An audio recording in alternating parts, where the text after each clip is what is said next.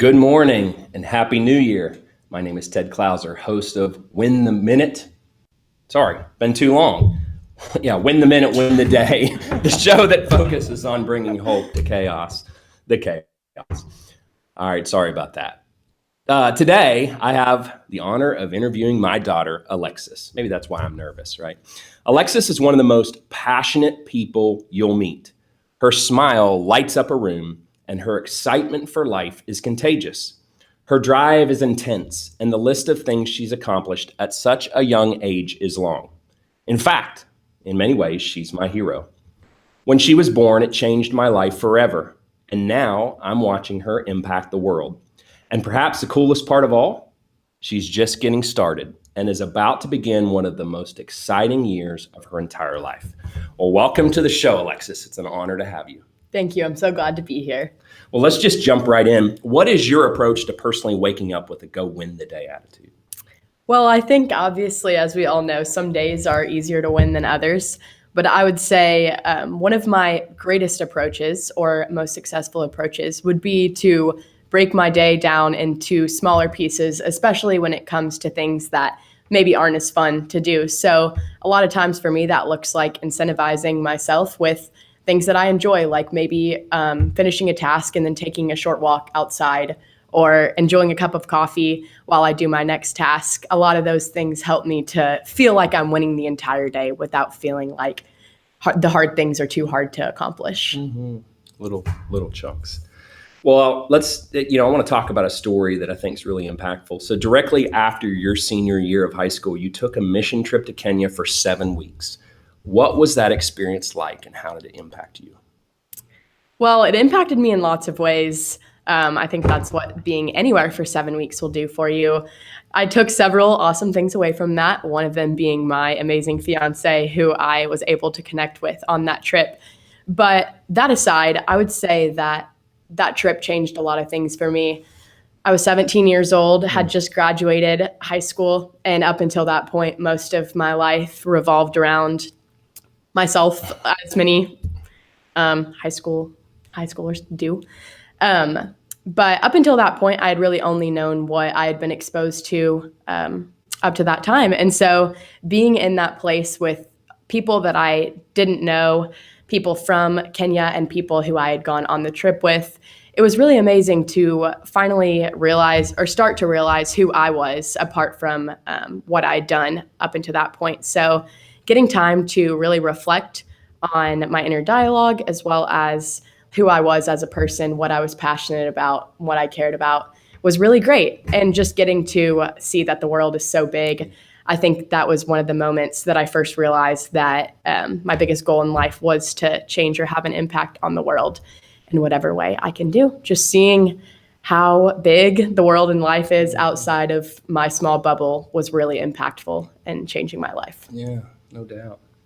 Well, what's a memorable story that you can share of when you had to personally live out winning the day? Well, for those of you who know me, as you do, this wouldn't be too much of a shock for you, but a couple years ago, before the coronavirus pandemic, I signed up for a half marathon thinking that it would be a really fun challenge. I love fitness, and so I thought that this would be something that would be really great. And I had begun to train. This was spring, early winter, spring of 2020 that I began to train. And I had trained for a few weeks and then found out that the whole world was shutting down, including my half marathon. So I kind of tabled that for a little bit. And about a year later, I got 2 months notice that the half marathon was back on. So again, there was not much urgency there still in the training process because I was still in quarantine mode. But deciding I was going to do that, I'd gone on a few runs, very limited runs. But the day that I showed up for the half marathon, I think was one of the most mentally challenging days because up to that point in the past year, the most I had ran was 3 miles consecutively. So I woke up that day and I made the mental choice to continue that challenge. And all throughout those 2.5 hours, I was reminding myself to win that day. And I still think that's one of the greatest accomplishments that I've had mentally. That being said, that was my original story, but as I've been thinking about it more, I later went back and ran another race. And I think that one was truly where I won the day, because I felt, not only did I feel prepared, I felt less pressure to perform and meet a goal, and instead was just able to run because I loved it. Yeah. Well, if that wasn't enough, that's a half marathon. Aren't you about to do a full? Yes, I am.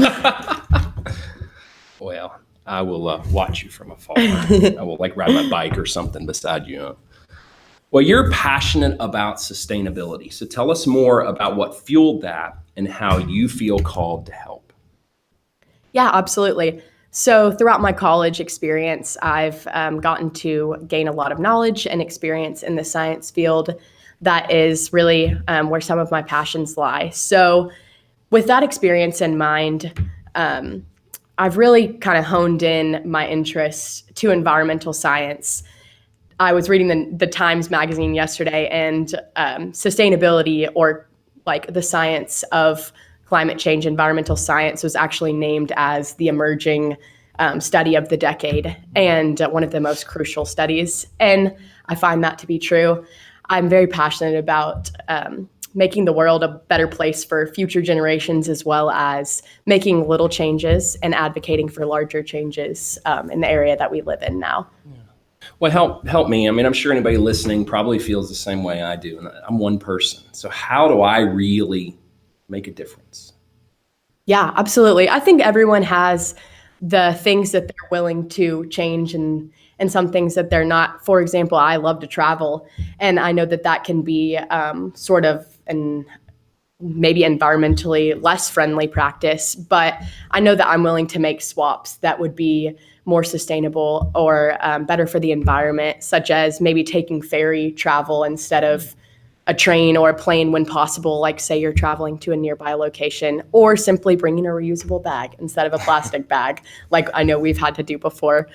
I think individual change motivates other people around you to see that and make changes of their own. So I would say to anyone watching who is curious about that, that's what I'm trying to do. Is one of my New Year's resolutions is simply make small changes and be open to conversations about that with my community.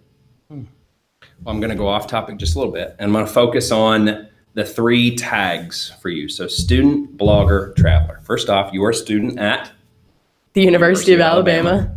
Do you predict they're going to win Monday, by the way? Of course. And you're a blogger. So what particularly are you blogging about?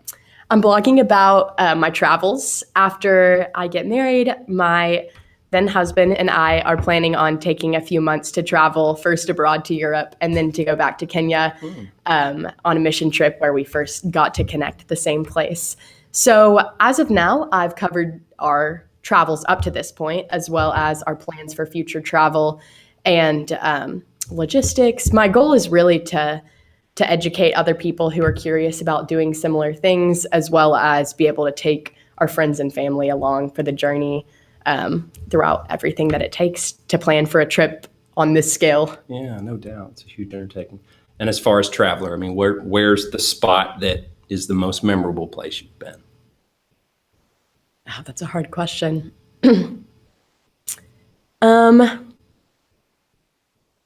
would say that our family trip to Greece, probably that was, I guess, 3 to 4 years ago, was one of the most memorable, because that was the first time that I'd explored that part of the world. And again, I think every time I travel, I'm reminded of how small I am and how small my world is. So it's always so impactful and memorable to get out, especially into nature. We were able to see the Swiss Alps in Switzerland, and I think that really changed my perspective on the world as a whole. Yeah, that's great.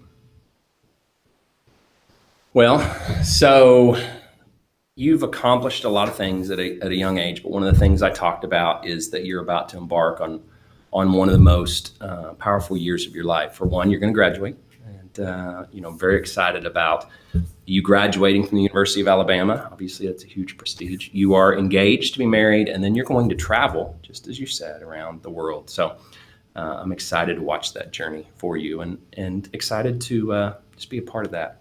So, But you've gone through a day. You've shared some stories about winning. So how do you personally unwind after winning the day? I think my answer might seem a little counterintuitive to the word unwind, I guess. But as we discussed a little bit previously, I have a passion for fitness and exercising. So I would say one of my favorite ways to de-stress or unwind, kind of in a roundabout way, would be fitness, especially yoga. I'm also a yoga instructor, and so I really am passionate about yoga and moving the body in that way. And a lot of times that is very relaxful and unwinding because it is just a great practice. So definitely that. And then if I've had a hard or stressful day, maybe going to the gym, having a different kind of exercise, it kind of puts me in the right mindset to go home and really relax. Yeah, it's interesting as we think about fitness and how that can really, we know scientifically it can de-stress us and the importance of exercise. So. We do have a question. Okay. Ethan wants to know how you've been winning the day in preparation for your wedding. Oh, that's a great question. Well, I'll give a specific example, I guess, of yesterday. Yesterday, I had the honor of asking all of the young kids that I'm going to have in my wedding. So our ring bearer, our flower girls, our ushers, all of those fun positions. And it's been so exciting to have those kids incorporated in our wedding. Both my fiance and I absolutely love kids. And so that was a moment where I really felt like I won the day, because seeing their expressions and the joy on their face when I asked them to do something that seemed so simple to me was really a moment of winning. And it kind of reminded me of all the joy that comes in the stress of what can be this season sometimes. So that was a big moment of winning the day. No doubt. Well, I am thankful that you took time to be with us. This is one of our last 3 shows, as I've said before. And so we've got 2 more episodes up. And one of the things that was important to me as we finished was being able to spend time with both my kids, who I'm extremely proud of and excited to watch them continue their journey. So I appreciate you watching. And on that note, go win the day every day.